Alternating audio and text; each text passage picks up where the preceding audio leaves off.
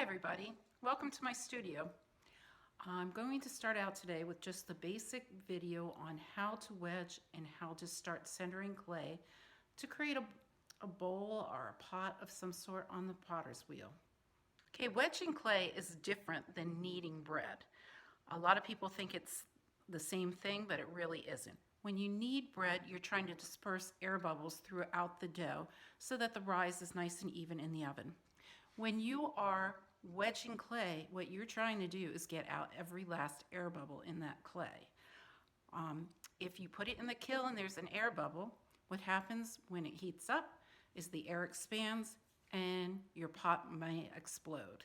So this is a really crucial part of learning to throw. Now, I have what's called a pug mill in my studio, which helps me to mix and de-air my clay so I don't have to wedge quite as vigorously. Those of you who are using clay right out of a bag, it is usually pre-wedged, but it's still a good idea to give it a light wedging. If you are recycling clay, then you have to spend a little more time with it. One of the first things I do is just get my hair out of the way.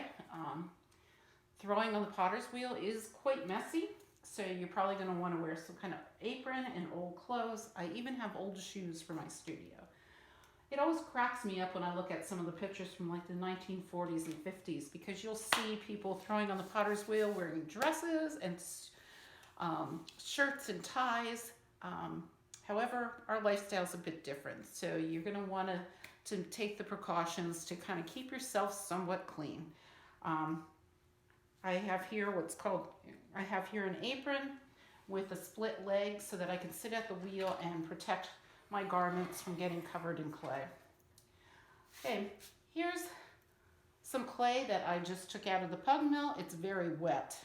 So this is a wedging table, and I use hydrocal cement, which is a very fine grade plaster, and my father and I built this together, and I've had it for 30 years, so it's a really great wedging table. It's very thick.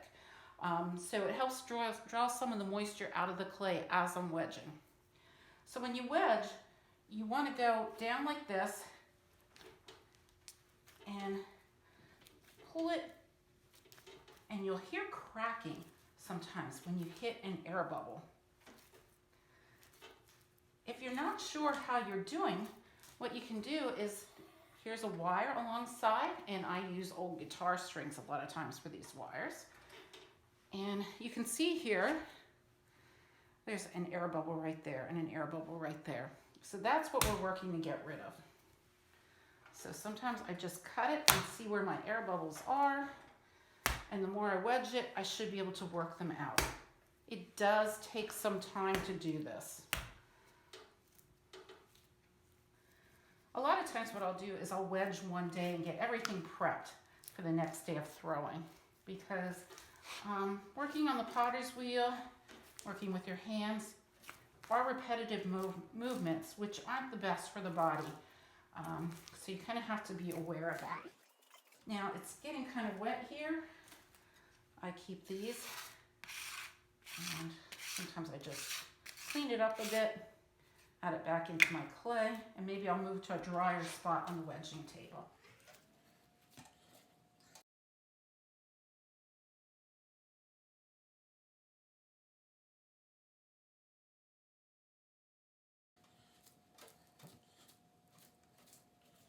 See these layers here?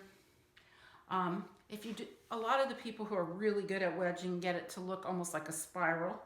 I used to tell the little kids when I teach them, it kind of should look like Daffy Duck a bit, with the kind of movement you're getting in there.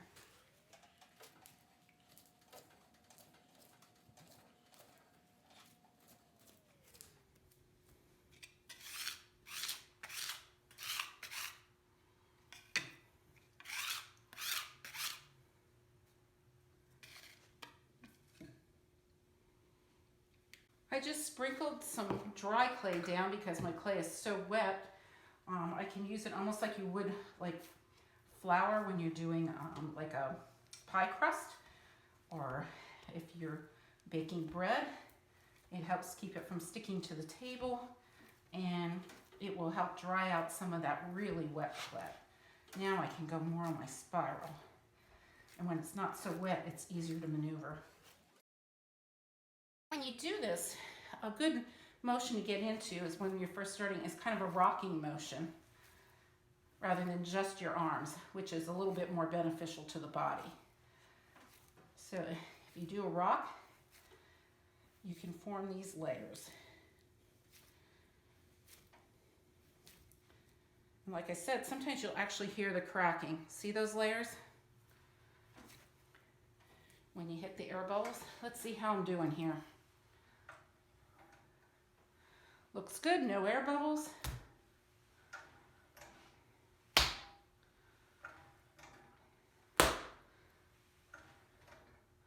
We're good, no air bubbles. Okay, so I'll just give it one more round, and then I can either throw with this whole piece, but means we're just starting. I'll take more of a 2-pound piece. Is nothing more than 2 pounds when you're first starting. It does take a while to learn how to work on the wheel. It is a skill, not really an art at this point yet, but it's very rewarding once you get it. You can see here that I have almost 7 pounds of clay. So probably about 5 balls of clay I can use from this and to work on the wheel. So I'll divide up the clay now. It looks like I'm going to have about 4 balls of clay at about 1.5 to 1 3/4 pounds. And that's fine. But you want to have more than 1 ball of clay because you're going to go through them as you work. So let's just get these pounded into balls. So just like a meatball, you're going to go around and get them into a nice ball shape to start.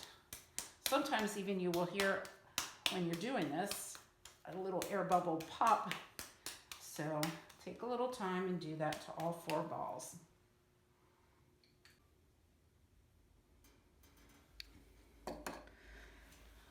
Okay, so I'm going to start throwing on the wheel, but I just want to go over the few things that you need to do that.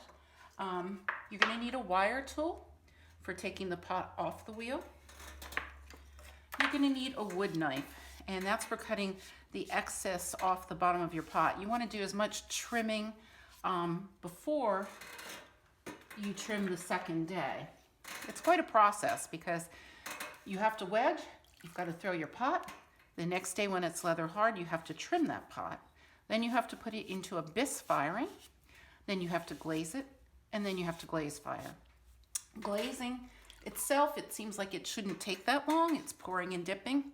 It takes probably equally as long, if not longer, than actually making your pot, depending where you are with your skill set. Like I said, throwing on the wheel is a skill, not necessarily an art. It's what you do with that piece later that decides really whether it's an art or not. Some pieces are just utilitarian, and that's a beautiful thing in and of itself, but some things go a little bit beyond that. So I've got my wedge piece of clay, and this is called a bat, which sits on top of my wheel. Sometimes if I throw like a large platter or something right on the bat, I will run the wire tool through it and leave it dry for a while, and then I can take it off safely. Most things that aren't real wide bottom, you can take off the wheel immediately. So the first part is I want to get it thrown into as close to the middle as possible, but you can move it, pat it down a bit, and what you're going to do next is something called centering. And probably the hardest thing for most people to learn in the beginning. You are making that clay conform to the stillness of your own body. A lot of people have trouble staying still.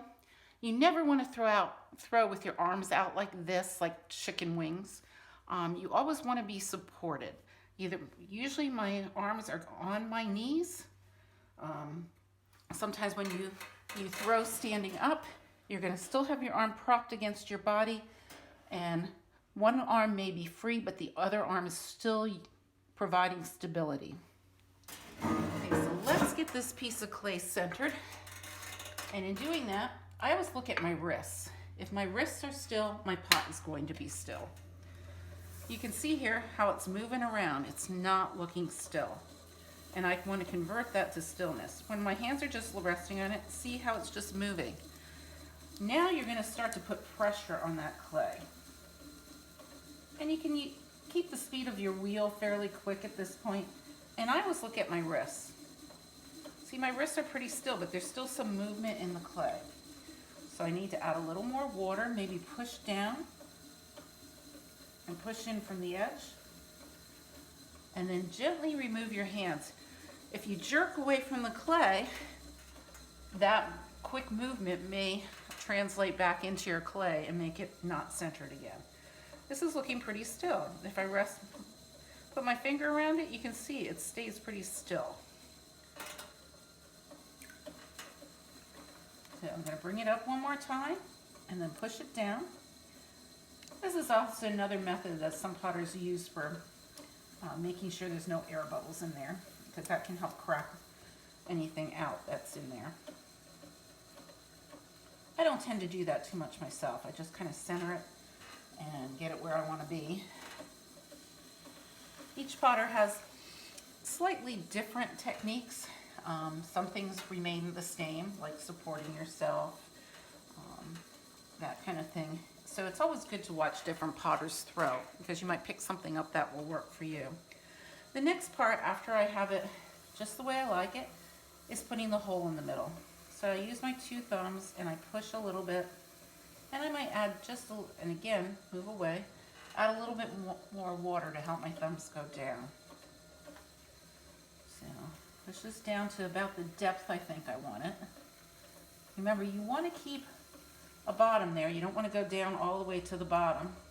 So now I'm going to take my 2 thumbs and just pull it outward so that I have a nice bottom there. And I'm going to smooth that out. You can smooth it out with your fingers or your sponge, whichever you feel more comfortable with. And I think I have a pretty good bottom on that piece. It's very easy to go through too often. If you want to check it, you can take your needle tool and put a hole down just like that and bring it up. And where it ends there, I have about, let's say, 3/4 of an inch there. Not even that, probably, yeah, I'd have to look back, but I have enough of a bottom on that to help it. Now you don't want to leave that hole there, because of course then you'll have a leak in your pot. So all you have to do is kind of push down slightly and seal it up. And now your hole is taken care of. Now I'm going to start to bring up the walls. And to do this, I have one hand on the inside and one hand on the outside. I sometimes make a pinch. Some people throw it with their knuckle. You know, it can be slightly different depending on how you feel comfortable. I usually make these 2 fingers kind of even, and I rest the thumb on my outside hand for support so that they're both moving at the same time. So let's get the wheel going now, and I'll put my fingers down, and my bottom finger is slightly lower, so I wait till it meets up, and then they both ride up together, gently pushing against each other. Now what you're trying to do here is just create an even cylinder. You don't want to get any shapes. Everything starts with an even cylinder. Shaping is the very last part. And when you're first beginning, you don't even want to think about that yet. You just want to get your shape. Now you can see if you look straight down, I don't know if the camera is catching this, but it's a little bit thicker on the inside than the outside, so I've got to work on making these walls absolutely smooth and coming up straight.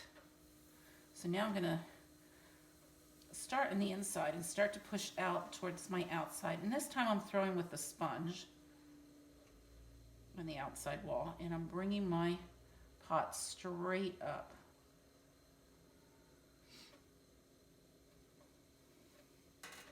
And my cylinder is beginning to grow. Okay, now I'm going to bring that up another time.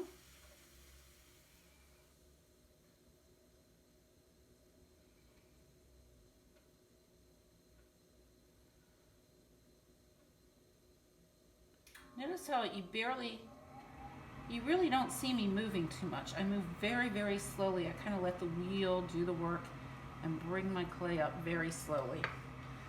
And the excess clay sometimes comes off, and you can just set it aside and have it so that you can recycle it. Okay, I'm going to bring it up one last time. I want a nice, thin, evenly thrown pot. So I'm letting some of the clay come off in my hand as I'm doing that.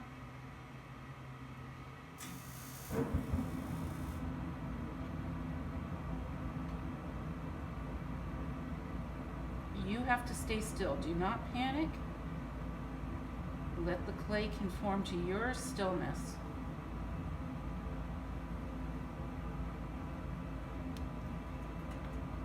Okay, one last. And you can see this was 1 3/4 pounds of clay. And you can get a fairly large pot with that amount of clay. You can imagine how big 25 pounds of clay might be. So excuse the heater coming on in here. It is quite noisy.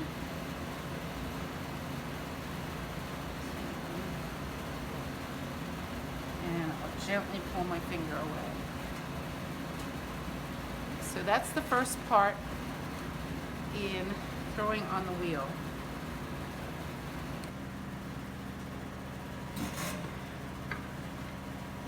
One more even throw upward, and all I'm doing now at this point is just making sure that this is an even, straight cylinder, no bulges.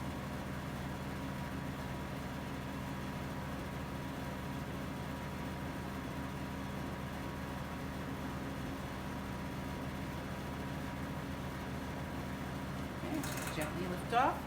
Now I'm going to clean up this bottom area for a bit here.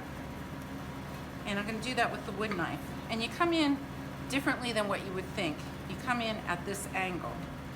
And again, always notice my hands are always working together. So I'm going to go up slightly higher and let the wheel take the wood knife down to the base. And I can feel it when it hits that. I let it go around a couple times and I gently move it. I can cut underneath to remove this band of clay. Cut it away. Maybe take some of the excess yet off of here.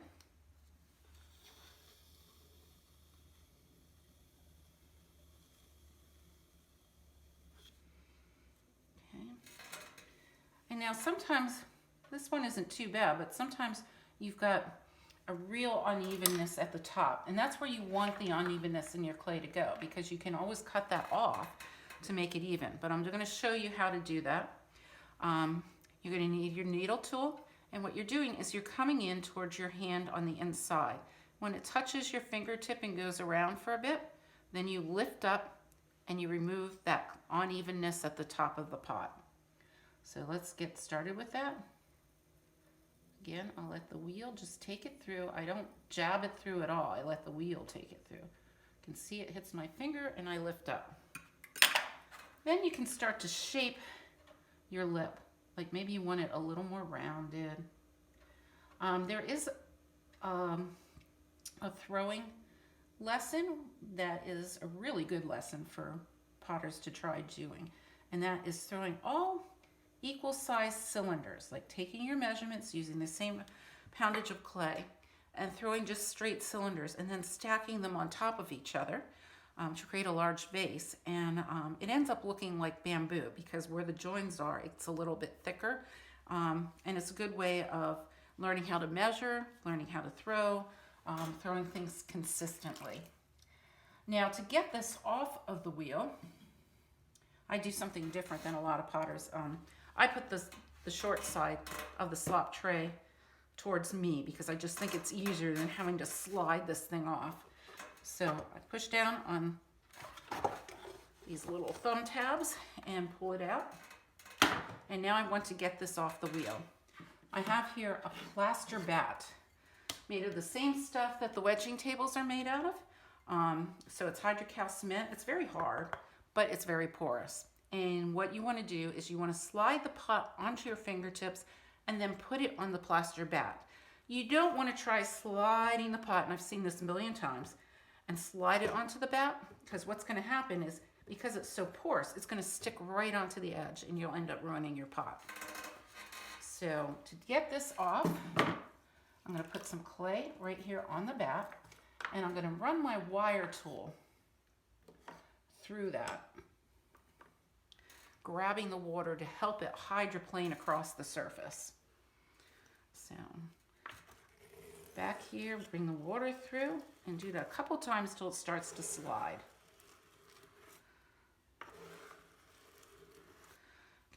And then I take the edge of my hand like this and I push it towards my other hand and I lift it up and put it onto my plaster bat.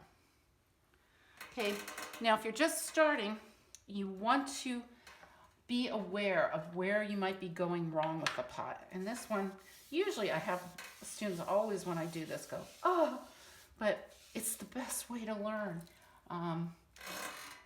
You know, you can't keep every pot. You don't want to keep every pot. Believe me, you'll have a garbage pile if you do that, because as you get better, you're going to be like, oh, what was I thinking? So you might want to throw several pots and keep 1 out of 5 or 1 out of 10, and just be discerning about what pots you're going to keep. Okay, so what I do in order to check for my thicknesses is I will take this wire tool and I'm going to cut the pot in half. So you can see how I did. There shouldn't be any parts that are really uneven, is what we're hoping for. Okay, here we got it. And this looks a little bit narrow on the bottom, but it really isn't because a lot of the clay stuck there. But you can see that it's fairly even, a little bit thicker down here. I probably could have brought it up one more time. But the pot itself isn't bad. That's what you're going for. You don't want thicker parts and thinner parts. You want everything very consistent. So that's just stage 1 of throwing on the potter's wheel.